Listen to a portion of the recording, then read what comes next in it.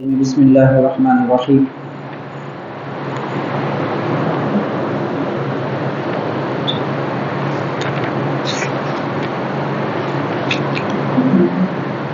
ہا انتم اولائی تحبونہم ولا یحبونکم وتؤمنون بالکتاب کلہ وَإِذَا لَقُوكُمْ قَالُوا آمَنَّا وَإِذَا خَلَوْا عَضُّوا عَلَيْكُمُ الْأَنَامِلَ مِنَ الْغَيْظِ قُلْ مُوتُوا بِغَيْظِكُمْ إِنَّ اللَّهَ عَلِيمٌ بِذَاتِ الصُّدُورِ۔ معزز حاضرین محترم سامعین، السلام علیکم ورحمۃ اللہ وبرکاتہ۔ سورہ آل عمران آیت نمبر 119 تلاوت کی گئی، اس کو آپ نے سماعت کیا ہے۔ اللہ تبارک و تعالی اس آیت پاک میں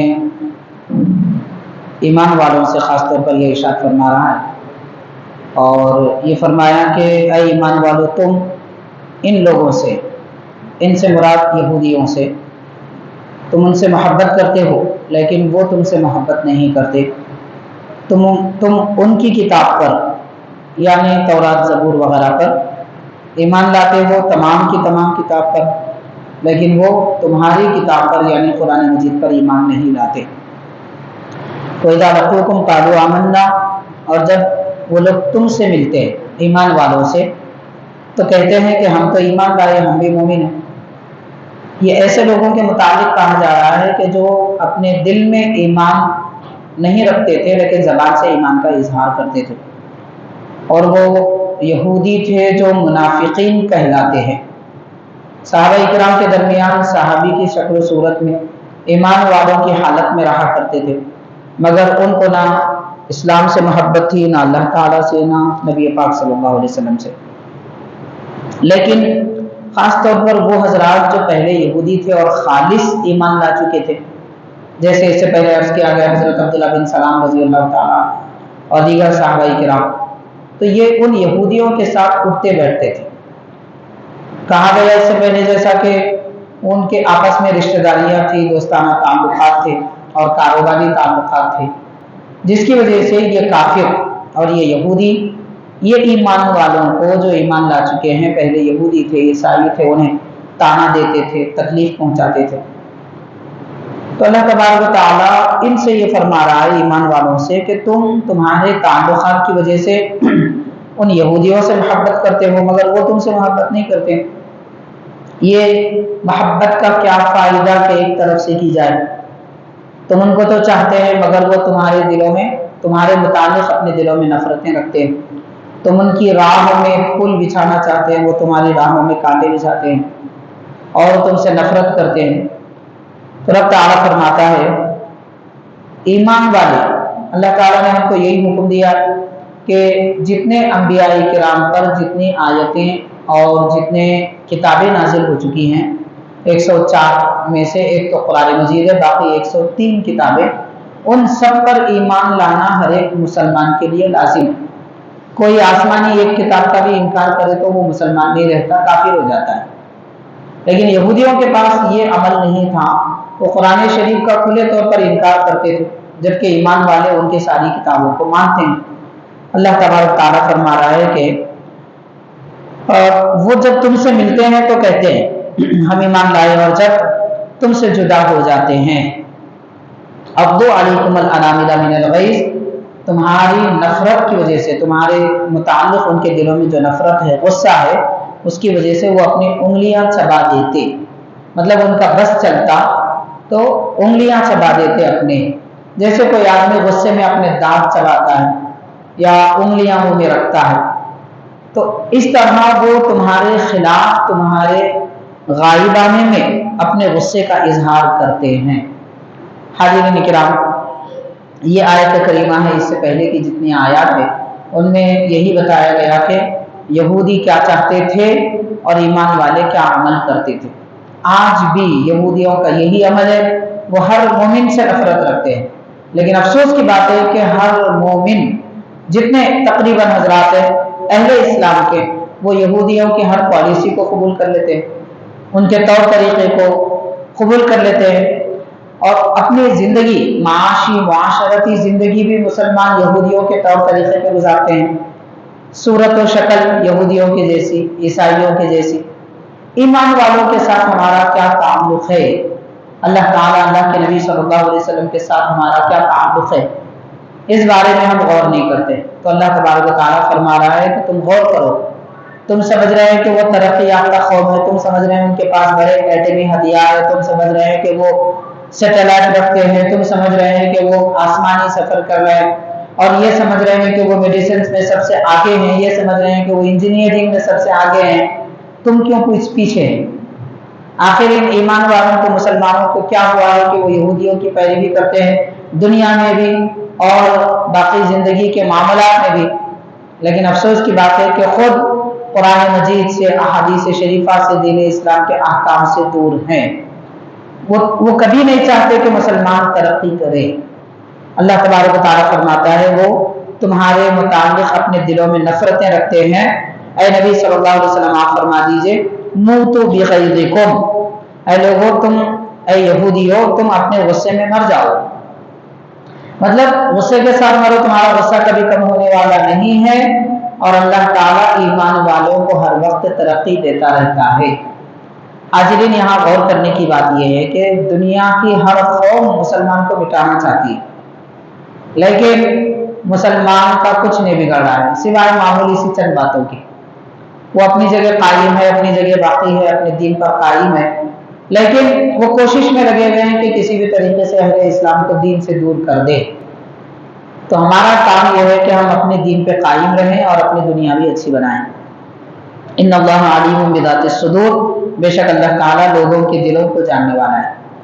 حاضرین کرام، اس کے بعد والی آیت پاک میں اللہ تعالیٰ فرما رہا ہے ان تمسسکم حسنۃ تسؤہم، اگر کوئی اچھی بات تمہیں مل جائے، ایمان والوں کو کوئی اچھی بات مل جائے تو یہ بات ان کو تکلیف دیتی ہے۔ اہل ایمان کا ترقی کرنا اور مسلم ریاستوں کا ترقی کر جانا یہودیوں کو کبھی پسند نہیں آیا۔ ہم جانتے ہیں اچھی طرح کہ تقریباً 100 سال پہلے دنیا میں، ساری دنیا میں مسلمان ریاستیں، مسلمان حکومتیں ایک اتحاد کے میدان میں قائم تھی۔ ایک خلافت سارے دنیا کے حکومتوں کو کنٹرول کرتی تھی، لیکن یہودیوں نے، عیسائیوں نے ایک پالیسی بنائی اور آپس میں مسلمانوں کو ایسے لڑا دیا کہ ایک متحدہ قوم جو ساری دنیا میں آدھی حکومت اپنے پاس رکھتی تھی، ان سب کو لڑا کر 40 حکومتیں، 40 ریاستیں بنا دی، 40 ملک بنا دیے، چھوٹے چھوٹے ٹکڑے کر دیے، اور اس کے بعد سے لے کر آج تک مسلمان ٹکڑوں میں بٹے ہوئے۔ اب لوگ مگر رونا یہ روتے ہیں کہ یہ فرقے وہ فرقے، فرقوں سے کچھ ہونے والا نہیں ہے۔ حکومت اگر اہل اسلام کی ہوگی تو اس سے قوت اور طاقت ہوگی، تو اہل حکومت کو ایک جگہ جمع ہونے کی ضرورت ہے، اور یہ قریب 150-120 سال پہلے اہل اسلام اس پر قائم تھے، مگر یہودیوں نے، عیسائیوں نے لڑ کر ان کو بانٹ دیا، اور آج بھی وہ کوشش کر رہے ہیں کہ مسلمان متحد نہ ہو۔ تو اگر ان کو کسی ایک ملک میں، اہل اسلام کے ملک میں ترقی مل جائے، اور کسی بھی اعتبار سے، سائنس کے اعتبار سے، ایٹمی ہتھیار کے اعتبار سے مسلمان حکومتوں میں اگر ترقی ہو تو ان کو بڑی تکلیف ہوتی ہے۔ وہ کبھی یہ برداشت نہیں کرتے کہ مسلمان اچھے رہیں، مسلمان بہتر رہے۔ پھر فرماتا ہے اللہ تعالیٰ وَإِن تُصِبْكُمْ سَيِّئَةٌ يَفْرَحُوا بِهَا، اور اگر تم کو کوئی مصیبت آ جائے تو اس سے وہ خوش ہو جاتے ہیں۔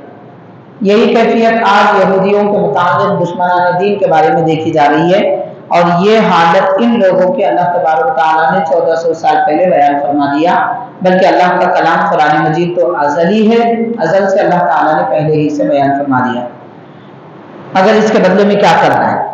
اللہ تبارک و تعالیٰ ایمان والوں کو 2 کام کرنے کا حکم فرما رہا ہے، یعنی راحت ملے تو بھی 2 کام کرو، مصیبت آئے تو بھی 2 کام کرو، اور ان 2 کاموں کا فائدہ بھی بیان فرما رہا ہے۔ ارشاد فرمایا وَإِن تَصْبِرُوا وَتَتَّقُوا، اگر تم صبر کرو اور پرہیزگار بن جاؤ، صبر کرو اور پرہیزگار بن جاؤ، یعنی جو جس طریقے سے بھی उकसाता है, उभारता है कि मुसलमान बेकाबू हो जाए, उसकी जबान में लड़खड़ा जाए, किसी भी एतबार से वो पकड़ा जाए।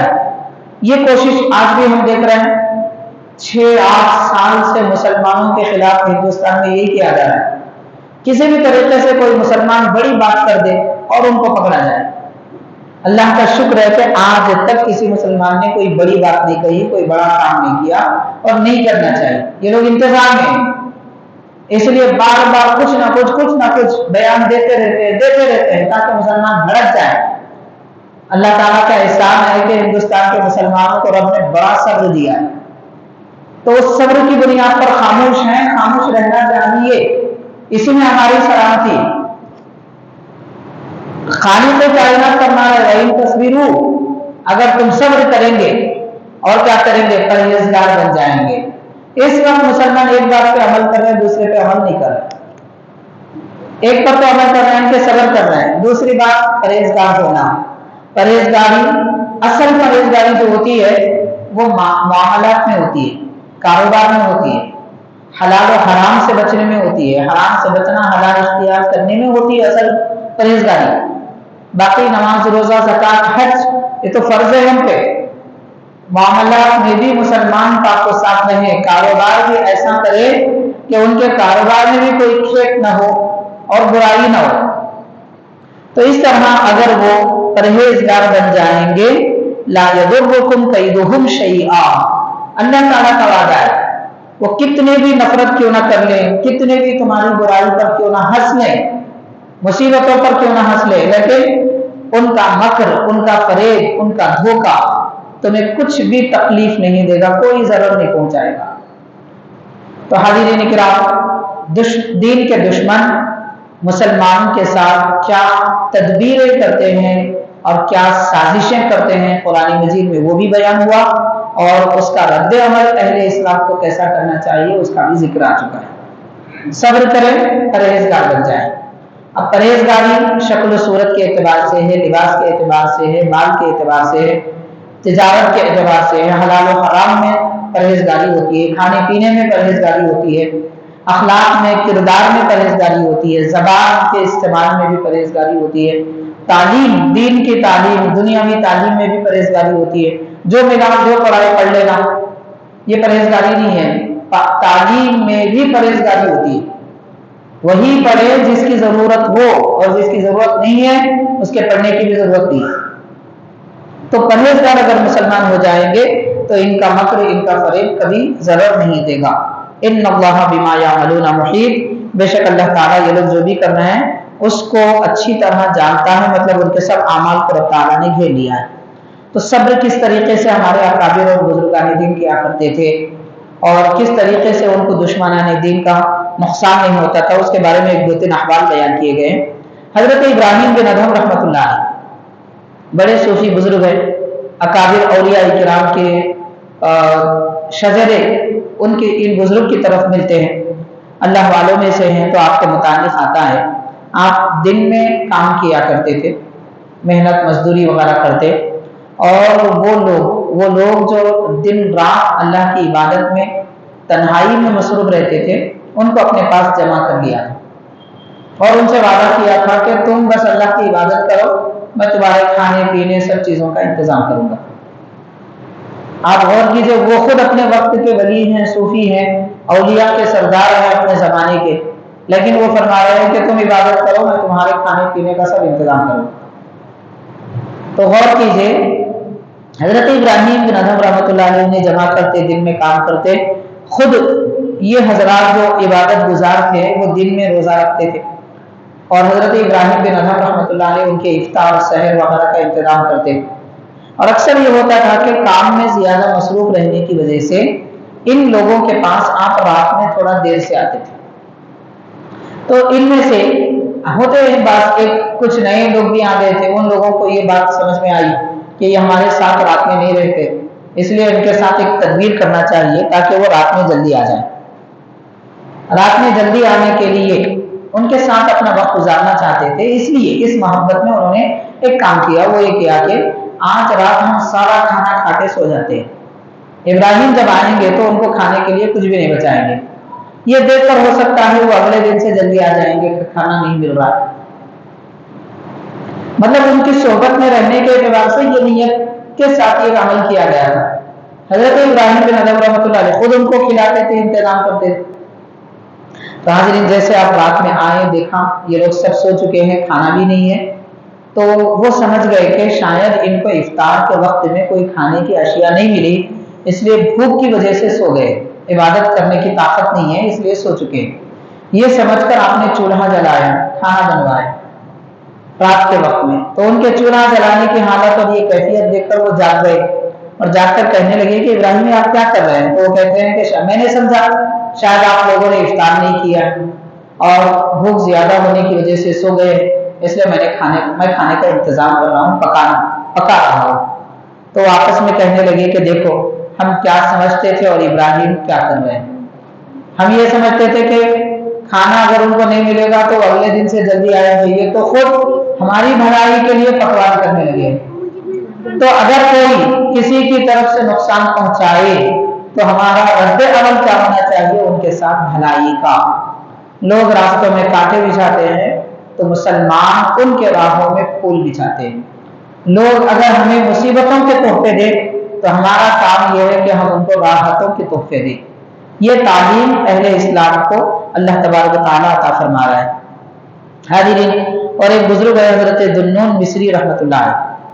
حضرت ذوالنون مصری رحمۃ اللہ علیہ فرماتے ہیں کہ تم اللہ تعالیٰ کے ساتھ رہنا چاہتے ہو، رب کی صحبت، اللہ تعالیٰ کی قربت میں رہنا چاہتے ہو تو اللہ تعالیٰ کے ہر حکم کی موافقت کرو، پیروی کرو. اور اگر تم مخلوق کے ساتھ رہنا چاہتے ہو تو ان کے ساتھ نصیحت کرو. نصیحت کا مطلب تعریف کو نصیحت کرنا، بتانا، سمجھانا یہ مراد نہیں ہے، بلکہ ان کی خیر خواہی کرنا.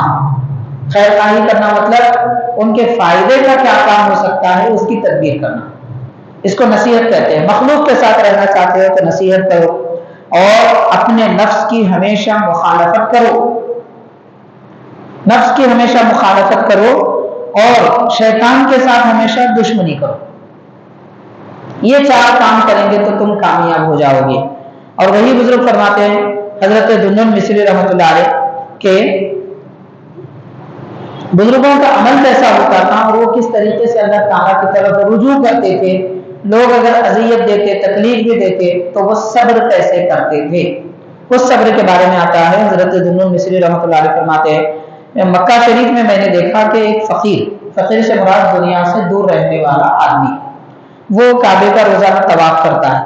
طواف کرنے کے بعد میں اپنے جیب میں سے ایک کاغذ نکالتا، اسے دیکھتا، پھر جیب میں رکھ لیتا اور چلا جاتا. اس طرح کئی دنوں سے یہ عمل آپ دیکھ رہے تھے. اس مرتبہ آخری مرتبہ یہ ہوا کہ وہ شخص اپنے طواف کے بعد میں اپنے جیب میں سے کاغذ نکالا اور دیکھ کر چند قدم نہیں چلا تھا کہ گر گیا. آپ اس کے قریب جا کر دیکھیں تو وہ انتقال ہو چکا تھا، اس کا روح اس کی نکل چکی تھی. آپ نے اس کے جیب میں ہاتھ ڈال کر وہ کاغذ نکالا تو وہ کاغذ میں لکھا ہوا تھا وَاصْبِرْ لِحُكْمِ رَبِّكَ فَإِنَّكَ بِأَعْيُنِنَا. یعنی قرآن مجید کا حکم ہے، اللہ تعالیٰ فرما رہا ہے آپ اپنے رب کے حکم آنے تک صبر کریے، صبر کیجئے اللہ تعالیٰ کا حکم آنے تک، کیونکہ آپ رب فرما رہا ہے میری آنکھوں میں ہے، مطلب میری نگرانی میں. مطلب صبر کرنے والے ایسے ہیں کہ اللہ تعالیٰ ان کی نگہداشت فرماتا ہے. تو ان کا نہیں معلوم کیا معاملہ ہے یہ جو طواف کر رہے تھے کہ وہ روزانہ اپنے دل کو اطمینان دیتے تھے کہ یہ آیت پڑھ لو، صبر کرو. تو صبر کرتے کرتے وہ اللہ تعالیٰ کی قدرت، اللہ تعالیٰ کے قربت میں چلے گئے. ایمان والوں کی یہ حالت، ایمان والوں کی یہ کیفیت ہوتی ہے. حضور نبی کریم صلی اللہ علیہ وسلم نے حضرت ابن عباس رضی اللہ تعالیٰ عنہما سے یہ نصیحت فرمائی اور ارشاد فرمایا کہ یقین کے درجے میں رہ کر اگر تم اللہ تعالیٰ کی رضا کا کوئی کام کرنا چاہتے ہو تو آج ہی کر بیٹھو، اور اگر تم اپنے خواہشات کو مٹانا چاہتے ہو تو صبر پر پابندی کرو. تو صبر کرنے والے آدمی اپنے خواہشات کو مٹا دیتا ہے، اس کے لیے یہ کیفیتیں ہوتی ہیں. بہرحال حاضرین کرام، اللہ تبارک تعالیٰ نے فرمایا کہ اگر تم صبر کریں گے اور پرہیزگار بنیں گے تو دین کے دشمن جتنی بھی کوششیں کر لیں وہ تمہارا کچھ نقصان نہیں پہنچا سکیں گے۔ پھر آگے فرماتا ہے وَإِذْ غَدَوْتَ مِنْ أَهْلِكَ تُبَوِّئُ الْمُؤْمِنِينَ مَقَاعِدَ لِلْقِتَالِ، اے نبی صلی اللہ علیہ وسلم آپ اس وقت کو یاد کیجئے کہ جب آپ صبح کے وقت میں اپنے گھر والوں کے پاس سے نکلے اہل ایمان کو جنگ کی تیاری کرنے کے لیے، ان کو ان کا ٹھکانہ بتانے کے لیے۔ یہ جنگ بدر کے موقع پر حضور پاک صلی اللہ علیہ وسلم اہل بیت اطہار اور ازواج مطہرات کے پاس سے نکل کر میدان جنگ میں تشریف لے گئے تھے اور صحابہ کرام کو ان کا ٹھکانہ بتا رہے تھے کہ آپ کو کہاں کہاں ٹھہرنا ہے اور دشمن سے کیسے لڑائی کرنا ہے۔ واللہ سمیع علیم، اللہ تعالیٰ سننے والا جاننے والا ہے۔ یہ آیت پاک جب نازل ہوئی رب فرما رہا ہے آپ اپنے اہل میں سے نکل کر آئے، تو یہ اہل کون ہے؟ تو اس آیت پاک کی تفسیر میں تفسیر روح البیان کے مؤلف لکھتے ہیں کہ حضرت حضور پاک صلی اللہ علیہ وسلم حضرت ام المؤمنین سیدتنا عائشہ صدیقہ رضی اللہ تعالی عنہا کے پاس سے نکلے تھے۔ تو اس آیت پاک سے معلوم ہوتا ہے کہ حضرت ام المؤمنین رضی اللہ تعالی عنہا اور امہات المؤمنین سب ازواج مطہرات حضور پاک صلی اللہ علیہ وسلم کے اہل بیت سے ہیں۔ صرف آپ کے نواسے ہی اہل بیت نہیں ہیں، ازواج مطہرات بھی اہل بیت سے ہیں، یہ من اہلکا سے معلوم ہوتا ہے۔ پھر فرمایا اذ ہمت طائفتان منکم ان تفشلا، دو جماعتیں تم میں سے دو جماعتیں یہ ارادہ کر چکی تھی کہ کہیں وہ شکست نہ کھا جائے، یعنی حضور پاک صلی اللہ علیہ وسلم نے صحابہ کرام کی دو علیحدہ علیحدہ ٹکڑیاں بنائی تھی دشمن سے مقابلے کے لیے اور حملہ کرنے کے لیے، مگر دشمن ان پر اتنا بھاری ہو گیا تھا غزوہ بدر کے موقع پر، کیونکہ صحابہ کرام 313 تھے اور مکے کے مشرکین 1000 تھے۔ صحابہ کرام کے پاس 3 لوگوں میں ایک سواری تھی جو باری باری وہ سوار ہوتے تھے، اور ان کے پاس سواریوں سے بڑھ کر اور کئی جانور تھے۔ صحابہ کرام کے پاس ایک دن کا کھانا نہیں تھا غلہ، اور یہ مشرکین کے پاس 1 مہینے کا غلہ اور سارا ساز و سامان جانور پانی وغیرہ سب موجود تھا، اور وہ میدان میں جہاں کنواں تھا وہاں ان لوگوں نے قبضہ کر لیا تھا اور صحابہ کرام کے پاس پانی نہیں تھا۔ یہ ساری مشکلات تھی، اس لیے ان کو یہ بات کا پتہ چل چکا تھا کہ شاید شکست ہو جائے گی۔ اللہ تعالیٰ فرما رہے واللہ ولیہما، اللہ تعالیٰ وہ دونوں جماعتوں کا مددگار ہے۔ تو حاضرین مسلمان اگرچہ کے نہتے ہوتے ہیں، بے یار و مددگار ہوتے ہیں، دولت سے خالی ہوتے ہیں، قوتیں ان کے پاس نہیں ہوتی، لیکن اللہ تعالیٰ ان کے دل میں ایمان ہونے کی وجہ سے ان کی مدد فرماتا ہے۔ تو اللہ تعالیٰ مددگار ہے اور اللہ تعالیٰ پر ہی ایمان والے بھروسہ کرتے ہیں۔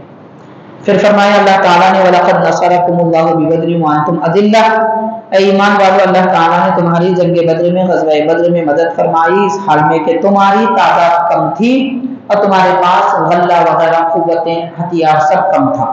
فَاتَّقُوا اللَّهَ لَعَلَّكُمْ تَشْكُرُونَ، اس کے باوجود اللہ تعالیٰ نے تمہیں قوت دی، طاقت دی اور کامیابی عطا فرمائی 1000 لوگوں پر کہ وہ میدان چھوڑ کر بھاگ گئے سارے مشرکین، تو رب نے تم کو یہ طاقت اور قوت دی، تو اللہ تعالیٰ سے ڈرو۔ تو اس آیت کے بعد سے معلوم ہوتا ہے مسلمان شکست کی حالت میں ہوں تو بھی اللہ سے ڈرے، قوت کی حالت میں ہوں تو بھی اللہ سے ڈرے۔ خوف خداوندی بہت بڑا سرمایہ ہے، اور وہ جب تک ایمان والوں کے دل میں رہتا ہے ان کو کوئی نقصان نہیں پہنچا سکتا، اور ڈرنا بھی اس لیے ہے تاکہ اللہ کا شکر کرے، کیونکہ اللہ تعالیٰ نے خوف دیا اپنا، اس پر بھی شکر کرنا چاہیے۔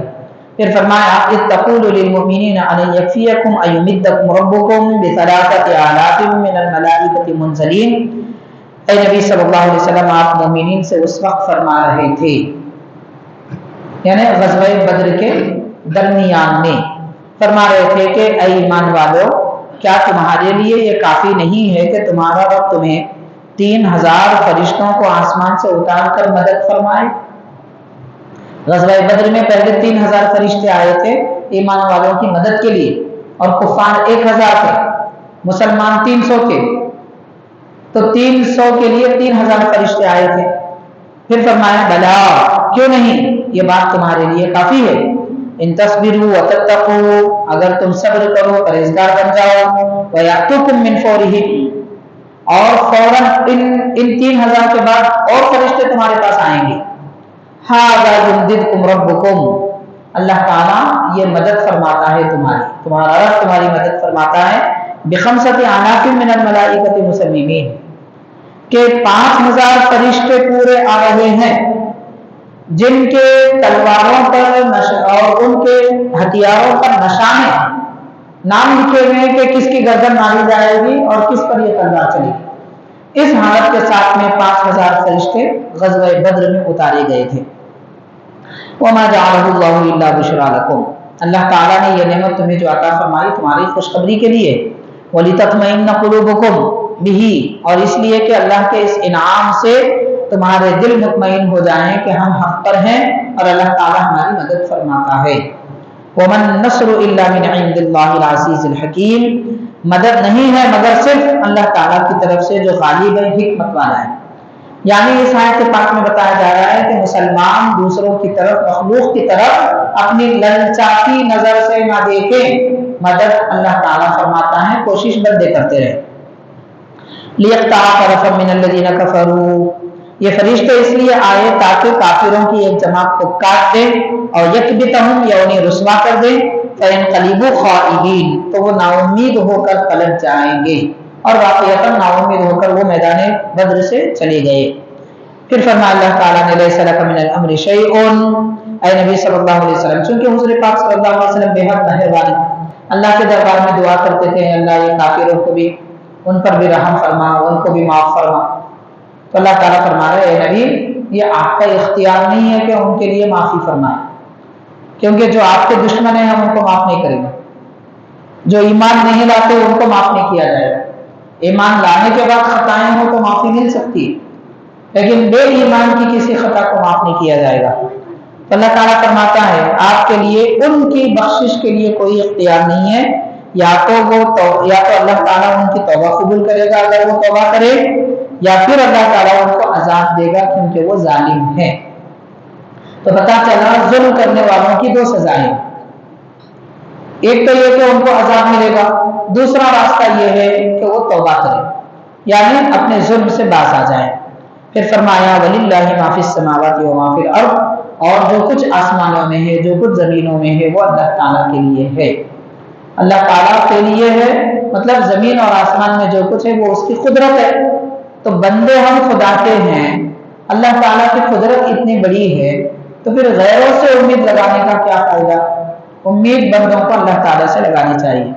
यग़फ़िरु लिमन यशाअ, अल्लाह ताला जिसको चाहे बख्श देता है, व युअज़्ज़िबु मन यशाअ, और जिसको चाहे सजा देता है। वल्लाहु गफूरुर रहीम, और अल्लाह ताला बख्शने वाला मेहरबान है। तो आखिर ये चौथे पारे के 4 रुकू यहाँ पर मुकम्मल हुए, और सूरह आले इमरान की आयत नंबर 125 तक आप हज़रात ने समाप्त किया है। इंशाअल्लाह ताला इसके बाद दूसरे रुकू का आगाज होगा। अल्लाह ताला से दुआ है कि हमने जो कुछ तिलावत कुरान मजीद की और उसको समझने की कोशिश की, उस पर अमल करना हमारे लिए आसान फरमाए। कुरान मजीद की बरकतों से हमारे क़ुलूब को मुनव्वर फरमा दे, दुनिया व आखिरत में अहले इस्लाम को कामयाबी व सुरखरुई अता फरमाए। सल्लल्लाहु तआला वसल्लम अला खैरि खल्क़िही सय्यिदिना मुहम्मदिन व अला आलिहि व अस्हाबिही अजमईन, वल्हम्दुलिल्लाहि रब्बिल आलमीन।